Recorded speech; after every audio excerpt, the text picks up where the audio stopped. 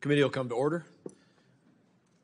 Chair now recognizes Representative Kamlager-Dove for 5 minutes. Thank you, Mr. Chair, and to the ranking member. You know, I have noticed a theme with Republican hearing titles that always seem to have one word of truth in them, but they are strung together by callous duplicity, or as the chair said, lies.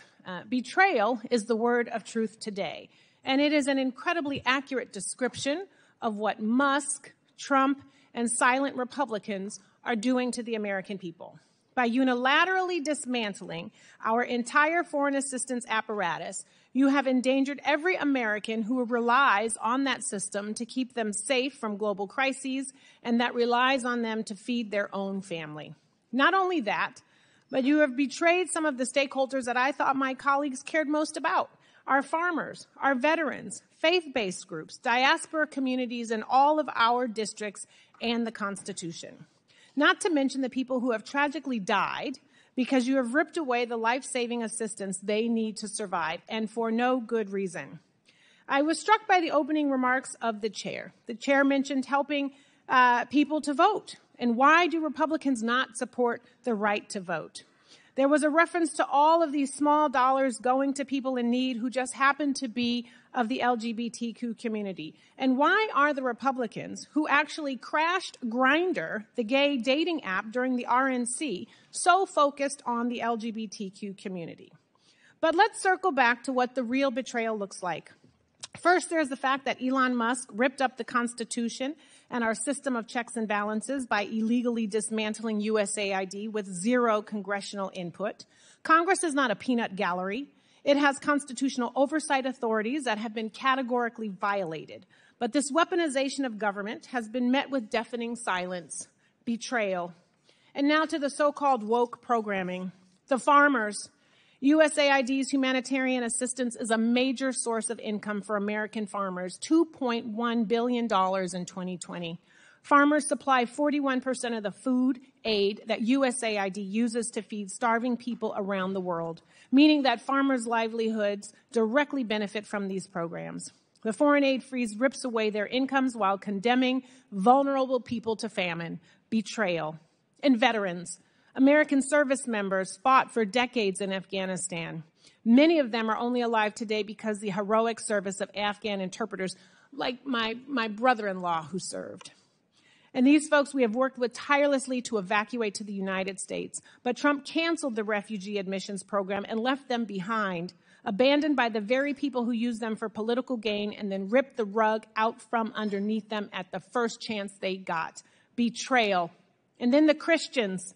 USAID supports numerous faith-based groups in implementing humanitarian assistance in some of the world's worst hotspots because their faith teaches them that every human life has dignity, is sacred, and is worth saving.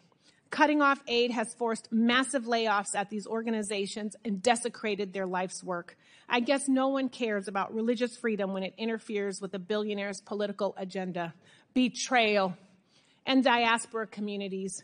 USAID's support for Pakistani democracy organizations and flood relief efforts is now gone. Students in Burma benefiting from USAID scholarships have now been deprived of a better future. Venezuelans who relied on USAID-funded integration services to build a life outside of Maduro's oppressive regime are now left in the lurch, and the Republicans are deporting them back into terror. You can claim to support any of these communities. How you can do that is beyond me. It is hypocrisy and it is betrayal. And finally, the American people. Every American is less safe today because USAID is not out in the field stopping crises from reaching our shores. If there was a pandemic-like disease outbreak that risked spreading to our shores, we could not respond. If there was a natural disaster in Mexico or the Caribbean that would drive people to our border, we could not respond. The dismantling of those protections is an unequivocal betrayal of the American people. Oh, but what about that new $400 million contract the State Department is just signing with Tesla for Cybertrucks? Because I guess people need Cybertrucks more than they need malaria pills. So now to my questions, if I have time. Mr. Yoho, in your testimony, you touched on the important work of American farmers and the work of American universities in USAID Feed the Future Innovation Labs.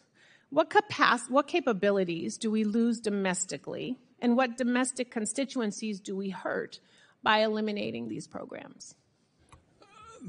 Those are important programs that have worked, and by this pause that we have right now, I think the goal is, instead of putting blame everywhere, we focus on how we get these things back online to do the work they have done. If you look at like the RUTF program, the Ready-to-Use Therapeutic Food Program, that's saved over 17 million children, and it sources products from 27 different states in America that provide, income for our farmers, and those are things that we need to get back online as soon as we can, and I think you'll see that. There is a reset. It had to happen.